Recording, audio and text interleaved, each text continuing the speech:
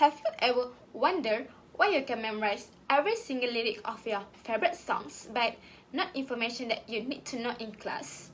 Or why is it easier to remember phrases spoken by celebrities like Taylor Swift than a professor in your university? Is this anything that can be explained scientifically?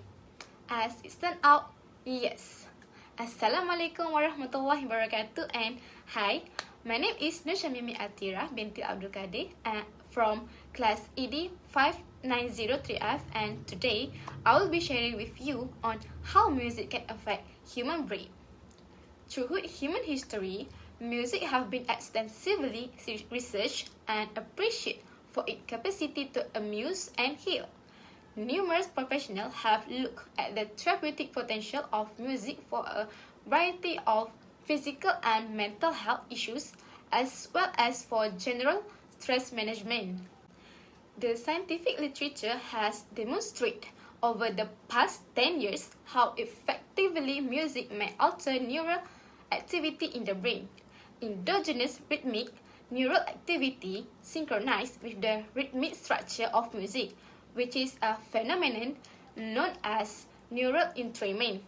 It is significant to note that this stimulus to brain interaction extends beyond the auditory system because it also includes into the motor system.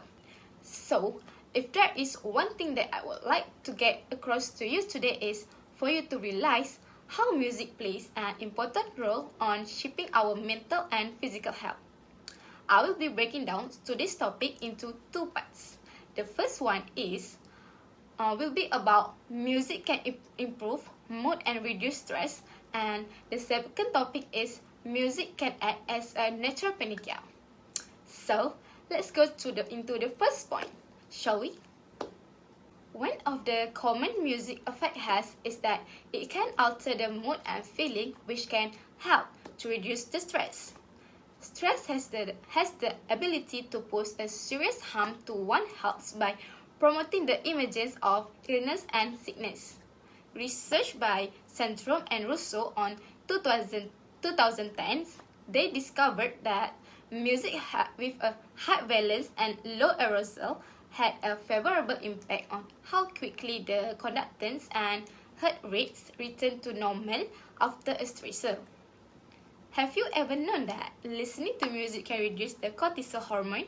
Well, cortisol hormone is the hormone that can contribute the feeling of stress and anxiety.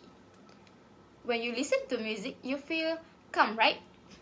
Well, music listening has been associated with a downregulation of the hypothalamic pituitary adrenal axis, as shown via reduction in the concentration of cortisol hormone in our body. When going through a hard time, listen to a sad music can be helpful.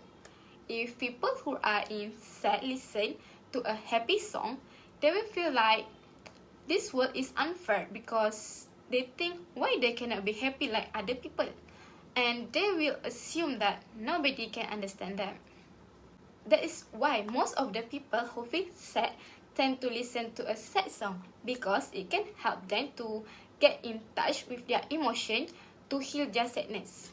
In contrast, listening to a happy song or music can help stimulating the formation of certain brain chemicals. When listen to music, brain release a neurotransmitter called dopamine. So, what is dopamine? Dopamine is a chemical or hormone in the body that causes a feeling of satisfaction. In this case, dopamine is involved in two central functions, which is redeem and anticipation or pleasure.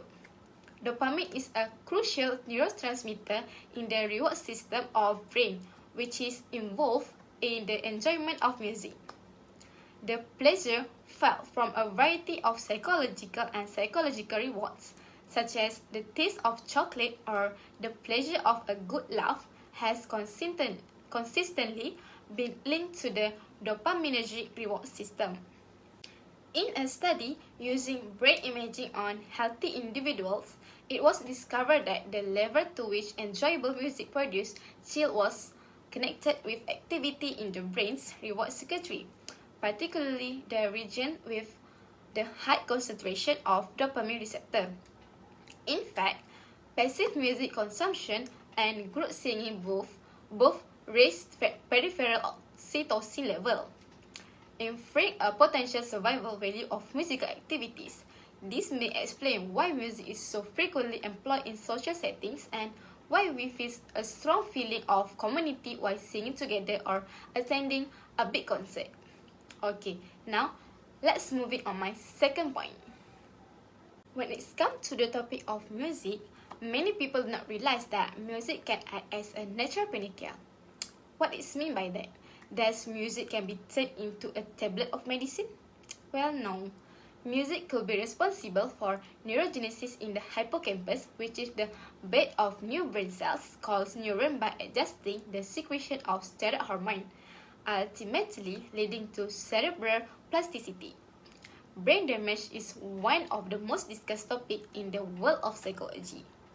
Some people suffering from brain damage go through tremendous pain and discomfort, and their lives are seriously impacted. For persons with neurological illness like dementia or Parkinson's disease, music have positive effect on their cognitive, psychosocial, behavioral, and motor function. Making music in this situation is an effective approach to engage a multisensory and motor network, causing changes and connecting different brain regions within this network. The treatment and recovery of neurological disorder can be facilitated by these multimodal effects on the brain's emotion and reward system. Different musical genres have altered spatiotemporal characteristics and cause strong oscillation during gigs. A group singing program that incorporates deep breathing exercise and song learning can enhance older person and Parkinson's disease patient memory, language, speech information processing, executive function, and respiratory muscle strength. This is why music can be an effective therapy. Research has been conducted by Bournemouth University Dementia Institute, which is known as BUDI, in Dorset, United Kingdom, on how music can improve mood and boost self-confidence for dementia people. On Monday, 13 July 2015, BUDI held an event called Festival of Learning and has included the people affected by dementia to make an orchestra performance. They held this event because they want to show that people with dementia can still learn new skills and knowledge. For many people, music is a necessity in daily life. Music does not only entertain us, but also give a lot of positive benefit to our mental and physical health. There are a lot of research that has been made by professional researchers on how music plays an important role in human daily life. Music therapy should be more widely introduced to the whole world.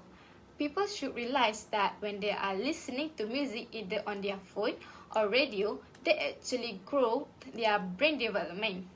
In my opinion, parents should let their children to be a musician. Why? Because the brains of musicians are larger, more interconnected, and more sensitive. The working memory, auditory abilities, and mental flexibility of musicians are superior. They respond more symmetrically to music because their brains are psychologically more symmetrical.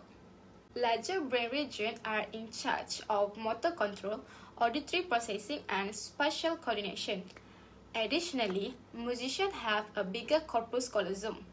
This group of nerve fibers is responsible for transferring data between the brain's two hemispheres. If individuals are constantly hearing to music, does it will give any effect on their body? Yes, and to be more specific, music has the greatest effect on a person's brains. The interaction between the music and brain is incredible. The brain is such an essential component of society. So, you know what to do when you feel miserable, right? Thank you.